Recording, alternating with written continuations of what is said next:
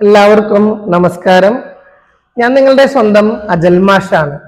ഇന്ന് 3 പരീക്ഷകളുടെ നോട്ടിഫിക്കേഷനുമായിട്ടാണ് നമ്മൾ NTA നാഷണൽ ടെസ്റ്റിംഗ് ഏജൻസി വന്നിട്ടുള്ളത്. ഒന്നാമത്തെ പരീക്ഷ എന്ന് പറയുന്നത് JEE മെയിൻസ് ആണ്. അതിൽ തന്നെ നമ്മൾ പേപ്പർ 2 എന്ന് പറഞ്ഞിട്ട് BARCന്റെ എൻട്രൻസും പേപ്പർ 3 എന്ന് പറഞ്ഞിട്ട് B പ്ലാൻ 3 പരീക്ഷകളാണ് ഇന്ന് നമുക്ക് കാൻഡിഡേറ്റ്സിനെ പരിചയപ്പെടാനായിട്ടുള്ളത്. ഫിസിക്സ്, കെമിസ്ട്രി, മാത്സ് കോമ്പിനേഷൻ നിങ്ങൾ +2 പഠിക്കുന്ന കുട്ടികളാണോ എങ്കിൽ തീർച്ചയായിട്ടും നിങ്ങൾക്ക് JEE മെയിൻസ് എന്ന് പറയുന്ന പരീക്ഷ എഴുതാനായിട്ട് സാധ്യമാണ്. ബാക്കിയുള്ള വിദ്യാർത്ഥികൾക്ക്, കോമേഴ്സ് ഉള്ള വിദ്യാർത്ഥികൾ, ഹ്യൂമാനിറ്റീസ് ഉള്ള ബാക്ക്ഗ്രൗണ്ട് വിദ്യാർത്ഥികൾക്കെല്ലാം നമുക്ക് JEEയുടെ പേപ്പർ 2 എന്ന് പറയുന്ന പേപ്പറും പേപ്പർ 3 എന്ന് പറയുന്ന പേപ്പറും, അതായത് 2A 2B എന്നാണ് പറയാം. ആ 2 പേപ്പറിൽ ഒന്ന് എന്ന് പറയുന്നത് ആർക്കിടെക്ചർ ആണ്. NITകളിൽ ആർക്കിടെക്ചറിന് കിട്ടണമെങ്കിൽ BARCന്റെ ഈ ഒരു JEE പേപ്പറിന്റെ 2A എഴുതണം. അതുപോലെ B പ്ലാനിങ്ങിന് പേപ്പർ 2B എഴുതണം. അപ്പൊ അങ്ങനെ 3 പരീക്ഷകളാണ് കണ്ടക്ട് ചെയ്യപ്പെടുന്നത്. ഇതിന്റെ ബ്യൂട്ടിഫുൾ ആയിട്ടുള്ള ഒരു കാര്യം എന്ന് പറയുന്നത്, ഇന്ത്യയിലെ ഓൾ ഇന്ത്യയിലെ 15 ലക്ഷം വിദ്യാർത്ഥികൾ, കാൻഡിഡേറ്റ്സ് ആണ് ഈ ഒരു മത്സര പരീക്ഷ എഴുതുന്നത്. ഇന്ത്യൻ വിദ്യാർത്ഥികൾക്ക് 1000 രൂപയും അതുപോലെ ഫോറിൻ വിദ്യാർത്ഥികൾ NRI കാൻഡിഡേറ്റ്സിന് 5000 റുപ്പീസുമാണ് ഇതിന്റെ അപ്ലിക്കേഷൻ ഫീസ് എന്ന് പറയുന്നത്. നമ്മൾ അറിഞ്ഞിരിക്കേണ്ട കാര്യം, JEE മെയിൻസ് എന്ന് പറയുന്ന കോമ്പറ്റീറ്റീവ് എക്സാമില് നമുക്കാണെങ്കിൽ ഏറ്റവും ആദ്യത്തെ കടമ്പ എന്ന് പറയുന്നത് ഇതിന്റെ അപ്ലിക്കേഷൻ ഫോം ഫില്ല് ചെയ്യുക എന്നുള്ളതാണ്, അല്ലെ? അപ്പൊ അപ്ലിക്കേഷൻ ഫോം ഫില്ല് ചെയ്യാനായിട്ട് നമ്മൾ വെബ്സൈറ്റ് നോട്ട് ചെയ്യേണ്ട കാര്യം JEEmain.nta.nic.in എന്ന് പറയുന്ന വെബ്സൈറ്റിലൂടെയാണ് നമുക്ക് ഇതിൽ അപ്ലൈ ചെയ്യാനായിട്ട് പറ്റുക. നമ്മൾ ഇതിന്റെ ഡേറ്റ്സ് എന്ന് പറയുന്നത് നവംബർ 1 മുതൽ നവംബർ 27 വരെയാണ് ലാസ്റ്റ് ഡേറ്റ് വരുന്നത്. എക്സാമിനേഷൻ ജനുവരി 21 മുതൽ ജനുവരി 30 വരെയുള്ള തീയതികളാണ് ഉണ്ടാവുക. ഇത് JEEയുടെ നമ്മൾ ഇയർലി ഉള്ള 2 എക്സാമിലുള്ള ആദ്യത്തെ എക്സാമാണ്. രണ്ടാമത്തെ എക്സാമിന്റെ നോട്ടിഫിക്കേഷൻ ഫെബ്രുവരിയിൽ വരികയും അതുപോലെ തന്നെ നമുക്ക് എക്സാം കണ്ടക്ട് ചെയ്യപ്പെടുന്നത് നമുക്ക് ഏപ്രിൽ 1-ാം തീയതിയാണ്. അപ്പൊ ആദ്യത്തെ സെഷനിൽ അപ്ലൈ ചെയ്തിട്ടുള്ള ആൾക്കാരെ സംബന്ധിച്ചിടത്തോളം അവരുടെ രജിസ്ട്രേഷൻ അങ്ങനെയുള്ള എല്ലാ കാര്യങ്ങളും അങ്ങനെ തന്നെ ക്യാരി ഫോർവേഡ് ചെയ്യപ്പെടാം. ഇതിൽ ശ്രദ്ധിക്കേണ്ട കാര്യം, നമുക്ക് 3 മൊബൈൽ നമ്പർ 3 ഇമെയിൽ ID ഉണ്ടാവണം. Primary secondary mail ID, primary secondary mobile number, ഇതിനോടൊപ്പം തന്നെ നമുക്കൊരു എമർജൻസി മൊബൈൽ നമ്പർ, അതുപോലെ എമർജൻസി ഇമെയിൽ ID എന്നുള്ളതും നമ്മൾ കൊടുക്കേണ്ടതാണ്. അപ്പൊ അത് വളരെ ഇമ്പോർട്ടന്റ് ആണ്. 3 ഇമെയിൽ IDയും 3 മൊബൈൽ നമ്പറും നിങ്ങളുടെ കയ്യിൽ ആക്റ്റീവ് ആയിട്ട് ഉണ്ടാവുക എന്നുള്ളത് പല കുട്ടികളുടെ കയ്യിലും ഉണ്ടാവാത്തൊരു കാര്യമാണ്, അല്ലെ? അപ്പൊ അത് ആദ്യം തന്നെ ഇത്തരത്തിലുള്ള കാര്യങ്ങൾ ആദ്യം തന്നെ ചെയ്തില്ലെങ്കിൽ നിങ്ങളെ സംബന്ധിച്ചിടത്തോളം ആ രജിസ്ട്രേഷൻ ടൈം പീരീഡില് സ്റ്റക്ക് ആവാനുള്ള സാധ്യതയുണ്ട്. അതേപോലെ തന്നെ പാസ്വേഡ് എന്ന് പറയുന്നത് ആൽഫാ ന്യൂമറിക് പാസ്വേഡ് ആണ്. അപ്പോ നമ്മൾ ആൽഫാ ന്യൂമറിക് പാസ്വേഡ് ഒരു 3 എണ്ണെങ്കിലും നമ്മൾ റെഡി ആയിട്ട് എഴുതി വെക്കുകയാണെങ്കിൽ നമുക്കതിലെ ഓരോന്നോരോന്ന് മാച്ച് ചെയ്യുന്നുണ്ടോ എന്ന് നമുക്ക് നോക്കാനായിട്ട് പറ്റും. ഇതില് നമ്മുടെ പാസ്പോർട്ട് സൈസ് ഫോട്ടോ എന്ന് പറയുന്നത് വളരെ മാൻഡേറ്ററി ആയിട്ടുള്ള കാര്യമാണ്. 200 KB JPEG ഫോർമാറ്റിലുള്ള ഒരു ഇമേജ് ആണ് നമ്മൾ അപ്ലോഡ് ചെയ്യേണ്ടതായിട്ട് വരാം. വൈറ്റ് ബാക്ക്ഗ്രൗണ്ട് ആവണം. 80% നമ്മുടെ ഫേസ് വിസിബിൾ ആവണം. മാത്രമല്ല, ഇതിപ്പോ ഓൺലൈനിലുള്ള വേറൊരു കാര്യം എന്ന് പറയുന്നത്, ഓൺലൈൻ ക്യാപ്ചറിംഗ് മെത്തേഡ് ഉണ്ട്. Verification with respect to Aadhaar photo എന്നുള്ളതും ഇവിടെ ഈ പ്രാവശ്യം വന്നിട്ടുള്ള ഒരു കാര്യമാണ്. രണ്ടാമത്തെ ഒരു അപ്ലിക്കേഷന് നമ്മൾ കൊടുക്കേണ്ട, അപ്ലോഡ് ചെയ്യേണ്ട ഒരു കാര്യമാണ് നമ്മുടെ ഒപ്പ് എന്ന് പറയുന്നത്. Signature should be less than 100 KB JPEG format എന്നാണ് അവർ പറയുന്നത്. മൂന്നാമത്തെ കാര്യം എന്ന് പറയുന്നത് ക്ലാസ് 10ന്റെ നമ്മളുടെ സർട്ടിഫിക്കറ്റ് ആണ്. അത് 300 KB താഴെയുള്ള PDF ഫോർമാറ്റിലുള്ള സർട്ടിഫിക്കറ്റ് ആണ് വേണ്ടത്. മുമ്പ് പറഞ്ഞ പോലെ തന്നെ 2 മൊബൈൽ നമ്പർ, 2 ഇമെയിൽ ID ആദ്യം കൊടുക്കുന്നു, എമർജൻസി മൊബൈൽ നമ്പറും അതുപോലെ എമർജൻസി ഇമെയിൽ IDയും കൊടുക്കുന്നു. ഇത്രയും കാര്യങ്ങളാണ് വരുന്നത്. അതുപോലെ നമ്മൾ ഈ ഇമെയിൽ ID എല്ലാം തന്നെ 2 OTP 2 ഡിഫറെന്റ് ആയിട്ടുള്ള ഇമെയിൽ IDയിൽ വരാം. അതുപോലെ ഫസ്റ്റ് മൊബൈൽ നമ്പറും സെക്കൻഡ് മൊബൈൽ നമ്പറും വെരിഫൈ ചെയ്യുക. അങ്ങനെയുള്ള കാര്യങ്ങളെല്ലാം ഇതിന്റെ ഒരു ഭാഗമാണ് എന്ന് മനസ്സിലാക്കാം. അപ്പൊ നിങ്ങളുടെ റിക്വയർമെന്റ് എന്ന് പറയുന്നത് ഒരു ലാപ്ടോപ്പ് ഉണ്ടെന്ന് വെച്ച് കഴിഞ്ഞാൽ ആ ലാപ്ടോപ്പിൽ തന്നെ നിങ്ങൾക്ക് എന്തുണ്ടാവും, ഇൻബിൽഡ് ആയിട്ടുള്ള ക്യാമറ ഉണ്ടെന്ന് വെച്ച് കഴിഞ്ഞാൽ ഓൺലൈൻ ക്യാപ്ചറിംഗ് മെത്തേഡ് എന്ന് പറയുമ്പോൾ നിങ്ങൾക്ക് വളരെ ഈസി ആയിട്ട് നിങ്ങൾക്ക് ചെയ്യാം. അല്ലാത്ത പക്ഷം നിങ്ങളെ സംബന്ധിച്ചിടത്തോളം എന്ത് ചെയ്താൽ മതി, മൊബൈൽ ഫോണിൽ നമ്മൾ ക്യാപ്ചർ ചെയ്തിട്ട് നമ്മൾ അപ്ലോഡ് ചെയ്യേണ്ട കാര്യങ്ങൾ നമ്മൾ മുന്നോട്ട് പോവാം. ഇനി നമ്മൾ പറയാൻ പോകുന്നത് നമ്മൾ റിസർവേഷൻ ആണ്. കാൻഡിഡേറ്റിന്റെ റിസർവേഷൻ നമുക്കറിയാം പലതരത്തിലുള്ള കാറ്റഗറി ഉണ്ട്. EWS ഉണ്ട്, OBC, SC, ST, അതുപോലെ PWD കാൻഡിഡേറ്റ്സ്, അങ്ങനെ പറഞ്ഞിട്ടാണ് നമ്മൾ പറയുന്നത് അല്ലെ. അതിൽ ശ്രദ്ധിക്കേണ്ട കാര്യം സർട്ടിഫിക്കറ്റ് അപ്ലോഡ് ചെയ്യേണ്ടത് PWD എന്ന് പറയുന്ന കാൻഡിഡേറ്റ്സിന് മാത്രമാണ്. അതേപോലെ നിങ്ങൾ ശ്രദ്ധിക്കേണ്ട കാര്യം ഇതില് EWS സർട്ടിഫിക്കറ്റ് എന്ന് പറയുന്നത് നമുക്ക് എന്താണ് 1 year വാലിഡിറ്റി ആണ്. അത് നമുക്ക് ഓൺലൈനായിട്ട് നമുക്ക് ചെയ്യാൻ പറ്റുന്നതല്ല. നമുക്ക് ഡയറക്റ്റ് ആയിട്ട് തഹസിൽദാറിന്റെ കയ്യിൽ നിന്ന് വാങ്ങിക്കേണ്ടതാണ് EWS സർട്ടിഫിക്കറ്റ്. നേരെ മറിച്ച് OBC എന്ന് പറയുന്നതിന്റെ സർട്ടിഫിക്കറ്റ് ആണെങ്കിൽ നമുക്ക് അക്ഷയ കേന്ദ്രത്തിൽ നിന്ന് തന്നെ നമുക്ക് കിട്ടുന്നതാണ്. അപ്പൊ ശ്രദ്ധിക്കേണ്ട കാര്യം, ഇത് നമ്മൾ എടുക്കുന്ന സമയത്ത് certificate number, date of application, date of issue, ഏത് അതോറിറ്റിയാണ്, ഇപ്പൊ തഹസിൽദാർ ആണ് ഇഷ്യൂ ചെയ്യുന്നത് വെച്ച് കഴിഞ്ഞാൽ അതോറിറ്റി ഹൂ ഈസ് ഇഷ്യൂയിങ് എന്നുള്ളതൊക്കെ നമ്മൾ ക്ലിയർ കട്ട് ആയിട്ട് നമ്മുടെ കയ്യിൽ ഉണ്ടാവും. അപ്പൊ ഇത്തരത്തിലുള്ള കാര്യങ്ങൾ ഇല്ല എന്ന് വെച്ച് കഴിഞ്ഞാൽ പിന്നെ നമ്മള് ഇതിന്റെ അടുത്ത സ്റ്റെപ്പുകളിലേക്ക് പോകുമ്പോൾ ഭയങ്കര ബുദ്ധിമുട്ടാണ്. സ്റ്റെപ്പ് എന്ന് പറയുമ്പോൾ നിങ്ങൾ ശ്രദ്ധിക്കേണ്ട കാര്യം, ഇത് 12 സ്റ്റെപ്പുകളാണ് വരുന്നത്. ഓരോ സ്റ്റെപ്പ് ഞാൻ ആദ്യം തന്നെ നിങ്ങൾക്ക് 1, 2, 3 എന്നുള്ള രീതിയിൽ ഞാൻ പറഞ്ഞുതരും. അപ്പൊ ആ സ്റ്റെപ്പ് ഏതൊക്കെയാണ് എന്നുള്ളത് നമുക്ക് നോക്കാം അല്ലെ. ഒന്നാമത്തെ സ്റ്റെപ്പ് എന്ന് പറയുന്നത് നിങ്ങളുടെ കോണ്ടാക്ട് ഡീറ്റെയിൽസ് ആണ്. അപ്പൊ നിങ്ങളുടെ നമ്പർ ഉണ്ടാവണം, അതുപോലെ തന്നെ അഡ്രസ്സ്, അങ്ങനെയുള്ള എല്ലാ കാര്യങ്ങളുമാണ് കോണ്ടാക്ട് ഡീറ്റെയിൽസ് എന്ന് പറയുന്ന കാര്യങ്ങളിൽ വരുന്നത്. സ്റ്റെപ്പ് നമ്പർ 2 എന്ന് പറയുന്നത് പേഴ്സണൽ ഡീറ്റെയിൽസ് ആണ്. അപ്പൊ നിങ്ങളുടെ പേഴ്സണൽ ഡീറ്റെയിൽസ് ഫില്ല് ചെയ്യാനായിട്ടുള്ള കണ്ടന്റ് നോക്കുകയാണെങ്കിൽ എപ്പോഴും നിങ്ങളുടെ SSLCയുടെ അല്ലെങ്കിൽ 10ാം ക്ലാസ്സിന്റെ സർട്ടിഫിക്കറ്റ് വെച്ചിട്ടുള്ള കൃത്യമായിട്ടുള്ള കാര്യങ്ങളാണ് ഫില്ല് ചെയ്യേണ്ടത്. ഇപ്പൊ അച്ഛന്റെ പേര് മോഹനൻ എന്ന് നമ്മൾ പറഞ്ഞാൽ മോഹനൻ S ആയിരിക്കും SSLC സർട്ടിഫിക്കറ്റിൽ ഉണ്ടാവും അല്ലെ. അപ്പൊ 10th സർട്ടിഫിക്കറ്റിൽ എന്താണോ അത് റിലേറ്റഡ് ആയിട്ടുള്ള പേഴ്സണൽ ഡീറ്റെയിൽസ് കൊടുക്കുക. മൂന്നാമത്തെ വളരെ ഇമ്പോർട്ടന്റ് ആണ്, ഇഗ്നോർ ചെയ്യാം, ഡിസബിലിറ്റി ഡീറ്റെയിൽസ് ആണ്. ഡിസബിലിറ്റി ഇല്ലാത്ത ആൾക്കാർക്കാണെന്ന് വെച്ച് കഴിഞ്ഞാൽ അടുത്തേക്ക് പോവാം. നാലാമത്തെ ഐഡന്റിറ്റി ഡീറ്റെയിൽസ് ആണ്. സാധാരണയായിട്ട് നമ്മള് ആധാർ കാർഡാണ് ഐഡന്റിറ്റി എന്ന് പറഞ്ഞിട്ട് നമ്മൾ കൊടുക്കുക അല്ലെ. അല്ലാത്ത ആൾക്കാരാണെന്ന് വെച്ച് കഴിഞ്ഞാൽ പിന്നെയും കുറച്ച് നൂലാമാലകൾ ഉണ്ടാവും, ഞാൻ വഴിയെ പറയാം. അഞ്ചാമത്തെ you have to register your Aadhaar ID. പേടിക്കേണ്ട ഒരു ആവശ്യമില്ല. ആധാർ ID ഇല്ലാത്ത ആളാണെന്ന് വെച്ച് കഴിഞ്ഞാൽ ഇല്ല എന്ന് പറഞ്ഞു കഴിഞ്ഞാൽ അടുത്ത സ്റ്റെപ്പിലേക്ക് നിങ്ങൾക്ക് പോവാം. സ്റ്റെപ്പ് നമ്പർ 6 എന്ന് പറയുന്നത് എക്സാമിനേഷൻ സിറ്റി ആണ്. ഇപ്പൊ നിങ്ങളുടെ ജില്ല എന്ന് പറയുന്നത് കോഴിക്കോടാണ് എന്ന് വിചാരിക്കുക. അപ്പൊ ആ സിറ്റി നിങ്ങൾ കൊടുക്കുകയാണെന്ന് വെച്ച് കഴിഞ്ഞാൽ 100%-ലെ 90% എക്സാമിനേഷൻ സിറ്റി കോഴിക്കോട് തന്നെയാണ് വരിക എന്നുള്ളത് നോക്കാം. ഏഴാമത്തെ നിങ്ങളുടെ ക്വാളിഫിക്കേഷൻ ഡീറ്റെയിൽസ് ആണ്. 10th qualification Kerala state board of higher education എന്നും, അതുപോലെ +2 വരുമ്പോൾ Kerala board of public department എന്നൊക്കെ പറഞ്ഞിട്ട് വരും അല്ലെ. അപ്പൊ അതൊക്കെ നിങ്ങൾ വെരിഫൈ ചെയ്ത് നോക്കാം. എട്ടാമത്തെ അഡീഷണൽ ഡീറ്റെയിൽസ് ആണ്. നിങ്ങൾക്ക് ഏതെങ്കിലും ട്വിൻ ബ്രദറോ ട്വിൻ സിസ്റ്ററോ അങ്ങനെയുള്ള കാര്യങ്ങളൊക്കെ നോക്കുന്നതാണ് എട്ടാമത്തെ അഡീഷണൽ ഡീറ്റെയിൽസ് എന്ന് പറയുന്നത്. അതുപോലെ 9ാമത്തെ എമർജൻസി കോണ്ടാക്ട് ഡീറ്റെയിൽസ് ആണ്.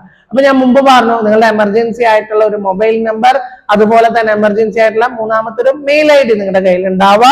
10ാമത്തെ ക്യാപ്ചർ ലൈവ് ഫോട്ടോഗ്രാഫി ആണ്. ക്യാപ്ചർ ലൈവ് ഫോട്ടോഗ്രാഫി എന്ന് പറയുമ്പോൾ നിർബന്ധമായിട്ടും നമുക്ക് എന്തുണ്ടായിരിക്കണം, ഒരു ലാപ്ടോപ്പ് ഉണ്ടെന്ന് വെച്ച് കഴിഞ്ഞാൽ വളരെ ഈസി ആയിട്ട് അതിലത്തെ വെബ് ക്യാം വെച്ച് തന്നെ നിങ്ങൾക്ക് മുന്നോട്ട് പോകാനായിട്ട് പറ്റും. അതുപോലെ 11ാമത്തെ ഡോക്യുമെന്റ് അപ്ലോഡ്, അതായത് number 1 passport size photo, number 2 നിങ്ങളുടെ എന്താണ് രണ്ടാമത്തെ പറഞ്ഞത്, നിങ്ങളുടെ പറയാൻ ഓർമ്മയുണ്ടോ, ഒപ്പാണ് അല്ലെ.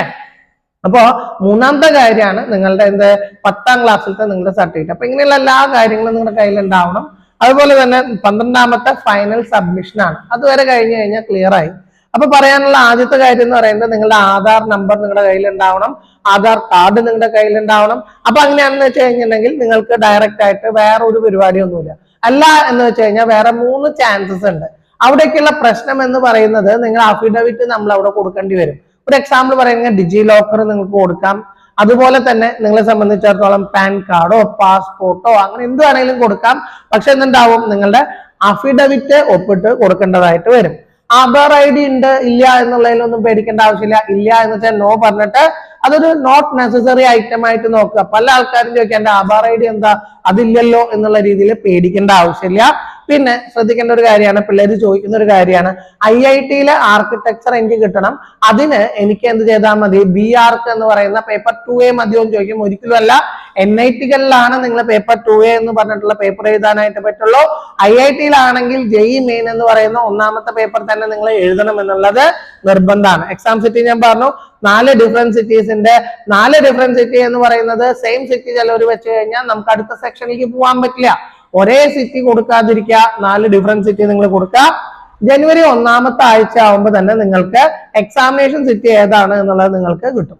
പിന്നെ കുറെ കാര്യങ്ങൾ ഇവിടെ അൺവാണ്ടഡ് ആയിട്ട് ഗവൺമെന്റിന്റെ ഡാറ്റ കളക്ഷന്റെ ഭാഗമായിട്ട് ഫാദറിന്റെ എഡ്യൂക്കേഷണൽ ക്വാളിഫിക്കേഷൻ, ജോബ്, മദറിന്റെ education qualification, job, annual income, ഇതൊക്കെയും തന്നെ ഫില്ല് ചെയ്യാൻ വേണ്ടി പറയും. അപ്പൊ അതേഴ്സൊക്കെയും കൊടുത്തത് ഒഴിവാക്കാൻ നോക്കുന്നതാണ് കുറച്ചുകൂടി നല്ലത്. അതുപോലെ കപ്പാച്ച വരും, അതുപോലെ നമ്മൾ ആ പറയുന്ന നമ്പറൊക്കെയും കൊടുക്കുക. അതുപോലെ നമുക്ക് വരുന്ന വേറൊരു പ്രതിസന്ധി എന്ന് പറയുന്നതാണ് 10ാം ക്ലാസ് പാസ് ചെയ്തിട്ടുള്ള ഇയർ, സ്കൂള്, അതുപോലെ അൺവാണ്ടഡ് ആയിട്ട് റൂറൽ ആണോ, ഗവൺമെന്റ്, പ്രൈവറ്റ്, എയ്ഡഡ്, CBSE കുട്ടികളാണെങ്കിൽ പ്രൈവറ്റ് അൺഎയ്ഡഡ് എന്ന് കൊടുക്കാം എന്നുള്ളത് നോക്കാം. 10ാം ക്ലാസ്സിന്റെ Kerala board of higher secondary ആണ്. പലരും വിചാരിക്കും അയ്യോ ഹയർ സെക്കൻഡറി ആയിട്ടില്ലല്ലോ എന്ന്. പക്ഷെ ഇവിടെ കിടക്കുന്നത് ഡീഫോൾട്ട് ആയിട്ട് 10ാം ക്ലാസ് എന്ന് പറയുന്നത് Kerala board of higher secondary ആണ് കിടക്കുന്നത്. അതുപോലെ 12ാം ക്ലാസ് എന്ന് പറയുന്നത് Kerala board of public examination എന്നാണ് കിടക്കുന്നത്. ഇനി റിസൾട്ട് എന്ന് പറയുന്നത് പെർസെന്റേജ് ആയിരിക്കാം. അപ്പൊ CBSE കുട്ടികളാണെങ്കിൽ ഒബ്വിയസ്ലി പെർസെന്റേജ് പറയാനായിട്ട് പറ്റും. അപ്പൊ ടോട്ടൽ മാർക്ക് 10ാം ക്ലാസ് ആണെങ്കിൽ 1000-ലാണെന്ന് വെച്ച് കഴിഞ്ഞാൽ ഫുൾ A+ കിട്ടിയ കുട്ടിയാണെങ്കിൽ ഒരു 900 to 950 ഒരു മാർക്ക് നിങ്ങൾ ഊഹിച്ചങ്ങ് ഇട്ടോളൂ, യാതൊരു പ്രശ്നവുമില്ല. +2 കുട്ടികളാണെങ്കിൽ 1200 നിങ്ങൾ മാർക്ക് കൊടുക്കുക. 10th roll number, school number, അതുപോലെ നെയിം, അഡ്രസ്, പിൻകോഡ്, അങ്ങനെയുള്ള കാര്യങ്ങളൊക്കെ നോക്കേണ്ട കാര്യങ്ങളുണ്ട്. 6 ഡിജിറ്റ് ആണ് നമുക്ക് പിൻകോഡ് ആയിട്ട് വരുന്നത്. നമ്മൾ നോക്കുക. ക്വാളിഫിക്കേഷൻ എന്ന് പറഞ്ഞിട്ട് ഒരു എക്സാം +2 വരുമ്പോ നിങ്ങൾ ആ ഡ്രോപ്പ് ഡൗണിൽ ഏറ്റവും ലാസ്റ്റിൽ നോക്കുകയാണെങ്കിൽ the final exam of the 10th, +2 conducted by any central or state board എന്ന് പറഞ്ഞിട്ടുള്ളതാണ് വരാം. അപ്പൊ അത് നിങ്ങൾ സേവ് ചെയ്യാം. അത് കഴിഞ്ഞിട്ട് അഡീഷണൽ ഡീറ്റെയിൽസ് ഞാൻ പറഞ്ഞു. ട്വിൻ ബ്രദറോ ട്വിൻ സിസ്റ്ററോ ഉണ്ടോ എന്നുള്ള കാര്യങ്ങൾ നോക്കാം. അതുപോലെ emergency email ID, emergency mobile number, അങ്ങനെയുള്ള കാര്യങ്ങൾ കൊടുക്കുക. വെബ് ക്യാം വെച്ചിട്ട് ഒരു ലൈവ് ക്യാപ്ചർ നോക്കാം. വെരിഫൈ ആയിട്ടില്ല എന്ന് വിചാരിക്കാം വെബ് ക്യാം, ഒന്നും പേടിക്കേണ്ട ആവശ്യമൊന്നുമില്ല, അതിൽ വെറി വേണ്ട. ഡിക്ലറേഷൻ കൊടുത്ത് നിങ്ങൾ മുന്നോട്ട് നിങ്ങൾക്ക് പോകാനായിട്ട് പറ്റും. അതുപോലെ ഡോക്യുമെന്റ്സ് എല്ലാം ഭംഗിയായിട്ട് അപ്ലോഡ് ചെയ്യുക. അപ്പൊ തീർച്ചയായിട്ടും നമ്മൾ ഇങ്ങനെ അപ്ലോഡ് ചെയ്യുന്ന 12 ഘട്ടം ഞാൻ പറഞ്ഞു അല്ലെ. 12 ഘട്ടവും നമ്മൾ ഇപ്പൊ ഏറ്റവും അവസാനം ഇപ്പൊ അപ്ലോഡ് ചെയ്യേണ്ട ടൈം പീരീഡ് ആകുമ്പോൾ ഒരു പക്ഷെ ഈ വെബ് ക്യാം ഇല്ല എന്ന് വെച്ച് കഴിഞ്ഞാൽ അതുവരെ നിർത്തി നിങ്ങൾ ക്ലോസ് ചെയ്യാം. അത് കഴിഞ്ഞിട്ട് ബാക്കിയുള്ള കാര്യങ്ങൾ ചെയ്യാം. എല്ലാം കഴിഞ്ഞ് ഫൈനൽ അപ്ലോഡ് ചെയ്യാം, പേയ്മെന്റ് ചെയ്യാം, അങ്ങനെയുള്ള കാര്യങ്ങളൊക്കെ ആയിട്ട് നിങ്ങൾ മുന്നോട്ട് പോകേണ്ടതായിട്ടുള്ള കാര്യങ്ങൾ നിങ്ങൾ ചെയ്യാം. അപ്പൊ ഇത്രയും കാര്യങ്ങളാണ് നോക്കേണ്ടത്. അതുപോലെ നിങ്ങളുടെ അഡ്രസ്സ് നിങ്ങൾ കൊടുക്കുമ്പോൾ എന്തിനാന്ന് വെച്ച് കഴിഞ്ഞാൽ ഇപ്പൊ ആദ്യത്തെ എക്സാം JEE മെയിൻ എഴുതി. അപ്പൊ നിങ്ങൾ NIT വരുന്ന സമയത്ത് നിങ്ങൾക്ക് ഹോം സ്റ്റേറ്റ് കോട്ട എന്ന് പറയുന്ന ഒരു സംവിധാനത്തിൽ നിങ്ങൾക്ക് ഇപ്പൊ കേരളത്തിലാണെങ്കിൽ കേരളത്തില് NIT നമുക്കറിയാം മുക്കം കോഴിക്കോടാണ്, അവിടെയാണ് നിങ്ങൾക്ക് കിട്ടാനുള്ള ചാൻസ് ഉണ്ടാവുക. ഇനി വേറൊരു ചോദ്യം എൻ്റെ അടുത്ത് ചോദിച്ചിട്ടുള്ളതാണ്. OBC കാൻഡിഡേറ്റ് ആണ്, അവർക്ക് നോൺ ക്രീമി ലെയർ NCL എന്ന് പറയുന്ന സർട്ടിഫിക്കറ്റ് കിട്ടിയിട്ടില്ല എന്ന് വെച്ച് കഴിഞ്ഞാൽ എന്താ ചെയ്യാന്ന് ചോദിക്കും. അപ്പൊ നിങ്ങൾ ജനറൽ കാറ്റഗറി ആയിട്ടുള്ള ഇതില് ലിസ്റ്റ് ചെയ്യപ്പെടുള്ളൂ എന്നുള്ളത് നിങ്ങൾ ശ്രദ്ധിക്കേണ്ട കാര്യമാണ്. അതുപോലെ വേറൊരു രസകരമായിട്ടുള്ള ഫണ്ണി ആയിട്ടുള്ള ഒരു കാര്യമാണ്, എക്സാമിനേഷൻ ഹാളിലേക്ക് ഫുഡ് സ്നാക്സ് ഒക്കെ കൊണ്ടുവരാനായിട്ട് ഉള്ള ഒരു കാര്യമാണ്. നിങ്ങൾ ഡയബറ്റിക് ആണോ എന്ന് ചോദിക്കും. അപ്പൊ ഡയബറ്റിക് ആണ് എന്ന് വിചാരിക്കുക, ആണെങ്കിൽ അവിടെ നിങ്ങൾ കൊടുക്കാന്ന് വെച്ച് കഴിഞ്ഞാൽ നിങ്ങൾക്ക് നമ്മുടെ എക്സാമിനേഷൻ ഹാളിലേക്ക് നിങ്ങളുടെ ഭക്ഷണ പദാർത്ഥങ്ങൾ കൊണ്ടുവരാനായിട്ട് പറ്റും എന്നുള്ളത് നിങ്ങൾ നോക്കുക. ഡാറ്റ കളക്ഷൻ ആയിട്ട് മുമ്പ് പറഞ്ഞ പോലെ തന്നെ നിങ്ങളുടെ അടുത്ത് പലതും ചോദിക്കും. പ്ലേസ് ഓഫ് റെസിഡൻസ്, റൂറൽ ആണോ, അർബൻ ആണോ, ഫാമിലി ഇൻകം എന്താണ്, പിന്നെ എന്താണ് മോഡ് ഓഫ് പ്രിപ്പറേഷൻ, നിങ്ങൾ എങ്ങനെയാ പഠിച്ചത്, ഇതൊക്കെയും അവർക്ക് ചോദിക്കേണ്ട ആവശ്യമുണ്ടോ എന്ന് എനിക്ക് അറിഞ്ഞുകൂടാ. എങ്കിൽ പോലും നിങ്ങളെ സംബന്ധിച്ചിടത്തോളം ഇതൊക്കെ അവരുടെ ഗവൺമെന്റിന്റെ ഓരോ പോളിസീസ് ആണ്, ഡാറ്റ കളക്ഷൻ ആവശ്യമായിട്ടുള്ള കാര്യങ്ങളാണ് എന്നുള്ളത് നമ്മൾ നോക്കാം. അപ്പോ അങ്ങനെയുള്ള കാര്യങ്ങളൊക്കെ നമ്മൾ ക്ലിയർ ആയിട്ട് നമ്മൾ എഴുതാനായിട്ട് കൊടുക്കാനായിട്ടൊക്കെ നിങ്ങൾ നോക്കുമ്പോൾ കുറച്ചും കൂടി ഈസിയാണ് നിങ്ങൾക്ക് ഇത് മുന്നോട്ട് പോകാനായിട്ട്. അപ്പൊ ഇത്തരത്തിലുള്ള കാര്യങ്ങളാണ് എനിക്ക് നിങ്ങളായിട്ട് ഷെയർ ചെയ്യാനായിട്ടുള്ളത്. എന്തായാലും നിങ്ങൾ ഈ പറയുന്ന ലാസ്റ്റ് ഡേറ്റ് നവംബർ 27 എന്ന് പറയുന്ന ഡേറ്റ് വരെ നിങ്ങൾ പോവാതിരിക്കാനായിട്ട് നോക്കുക. എത്രയും ഏർലി ആയിട്ട് നിങ്ങളുടെ രജിസ്ട്രേഷൻ പ്രോസസ്സ് കംപ്ലീറ്റ് ചെയ്യാൻ നോക്കുക. മുൻപ് പറഞ്ഞ പോലെ 15 ലക്ഷം വിദ്യാർത്ഥികൾ എഴുതുന്ന ഒരു പരീക്ഷയാണ്, കോമ്പറ്റേറ്റീവ് എക്സാം ആണ്. ആ കോമ്പറ്റേറ്റീവ് എക്സാമിന് അതിൻ്റെതായിട്ടുള്ള സ്റ്റൈലിൽ തന്നെ നിങ്ങൾ പ്രിപ്പയർ ചെയ്യുക. ഇപ്പൊ PCM കോമ്പിനേഷൻ ആണ് നമുക്ക് വരുന്നത് എന്ത് ഈ ആദ്യത്തെ എക്സാം എന്ന് പറഞ്ഞു അല്ലെ. അതേപോലെ BARC കുട്ടികളെ സംബന്ധിച്ചിടത്തോളം അവർക്ക് 3 പേപ്പറാണ്. അവർക്ക് മാത്സ് പഠിക്കാനുണ്ട്, അതുപോലെ തന്നെ ജനറൽ ആപ്റ്റിറ്റ്യൂഡ് ഉണ്ട്, അതുപോലെ മൂന്നാമത്തെ ഡ്രോയിങ് ആണ്, മനോഹരമായിട്ട് ബ്യൂട്ടിഫുൾ ആയിട്ട് പടം വരയ്ക്കുക. അതേപോലെ ബി പ്ലാനിങ് ആണെങ്കിൽ ഇതേപോലെ മാത്സും ജനറൽ ആപ്റ്റിറ്റ്യൂഡ് ഉണ്ട്. അതിന്റെ ഒപ്പം തന്നെ ഒരു എക്സ്ട്രാ പേപ്പർ വരുന്നുണ്ട്, പ്ലാനിങ് ടെസ്റ്റ് എന്ന് പറഞ്ഞ പേപ്പർ വരുന്നുണ്ട്. സാധാരണ ബി പ്ലാനിങ് കൊടുക്കാന്ന് വെച്ച് കഴിഞ്ഞാൽ കുറച്ചുകൂടി ടൈം നിങ്ങൾക്ക് എക്സ്ട്രാ കിട്ടും. അപ്പൊ നിങ്ങൾക്ക് അതും ഒരു കോമ്പറ്റേറ്റീവ് അഡ്വാൻറ്റേജ് ആയിട്ട് നമ്മൾ സാധാരണ കുട്ടികൾ ചെയ്യാറുണ്ട്. അപ്പൊ ഇത്തരത്തിലുള്ള കാര്യങ്ങൾ നോക്കുക. There is no any shortcut to success.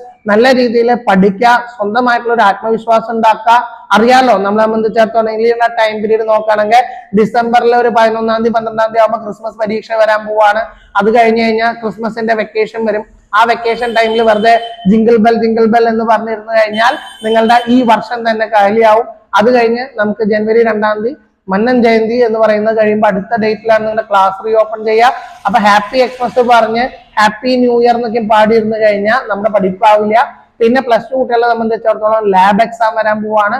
അപ്പൊ ലാബിന്റെ പ്രാക്ടിക്കൽ അങ്ങനെയുള്ള കാര്യങ്ങൾ വരും, എഴുതേണ്ട വർക്ക് വരും. അപ്പൊ പഠിപ്പിൽ കോൺസെൻട്രേഷൻ മാറിപ്പോകരുത്. നല്ല രീതിയിൽ പഠിച്ച് പ്രിപ്പയർ ചെയ്യാൻ നോക്കുക.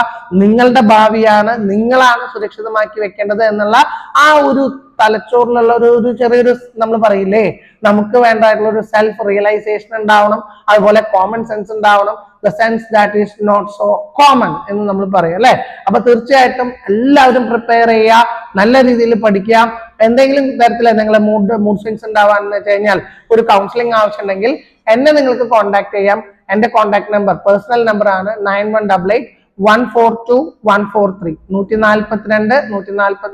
So stay contact, stay connected. Thank you. All the best, my dear friends. Bye bye.